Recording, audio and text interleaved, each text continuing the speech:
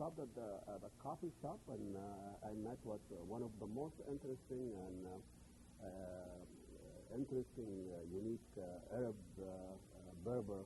Actually, she insisted to identify herself American, that she lives in this town, and she's doing run her own business, and she travels. She's have a very exciting and very enriching life, a very interesting personality and persona, and I thought maybe we can bring her on the show and talk a little bit and see what she's up to, and I'm sure she's up to no good, I suppose. Najat Kessler, she is an Arab Berber here, lives in the Queen City. She has her own business. She travels all over the world, and she's very interesting, and we just like to welcome you, Najat, here for Bil Ahdan, and I know when we met, you give me a hug. I mean, Thank you.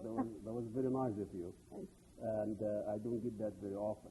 But tell us a little bit, how did you end up in Minnesota? I married a Minnesotan boy. That's one way to do it. That's one way to do it. Really? Yes. That's great. Yes. And how long? I've been here 5 years. Oh, really? And so, you met him right? When I arrived here. Oh. When I came here, yeah. How do you do that? Well, Who do you they are line up by the airport or what? I don't know. That's interesting. I don't know what airport did you landed on. But tell us a little bit about before you came to the United States. What kind of life did you have there? Well, if you ever watch Sex and the City, young woman working in New York. Really? Well, I mean, just that kind of young woman working in Wild Casablanca. Not really wild, but just independent women who are, though in Morocco I lived most of the time with my family, except when I had a job out of the city, because it's just boring, because there are not a lot of singles living by themselves. But yet I have a life as a single. Like I traveled, I did things that I didn't do with my family. I had a corporate job, and it's exactly similar. Similar to in... So what's a single woman's life look like in Morocco or in Casablanca? In Casablanca, there are a lot of single women who are independent, live on their own, completely independent.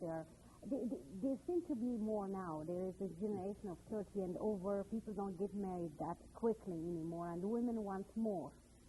So obviously, and they do very well at jobs. They are reliable. They do very well. They have good jobs, and so how a co-worker man would look at you when you see you?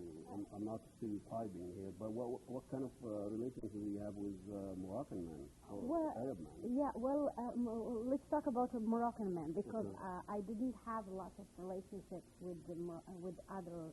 Well, in Morocco, a lot of Moroccan men, but Moroccan men. Like there are other men in the world, it's like there is this Islamic thing, and this. Well, for me, it was when you come around and you have the lipstick and the short skirt. Hey, they are happy because you are. Yeah. But for me too, what I find is I have a lot of men friends, because I just make it clear when we start with that you're not going to get lucky. In the other words, so just. Stop. From the beginning. From the beginning. So then we become friends, and they joke about it. They get over that. They get over that. Because it's like, really, if you go into this traditional place where they want to put a woman, you're supposed to, look down and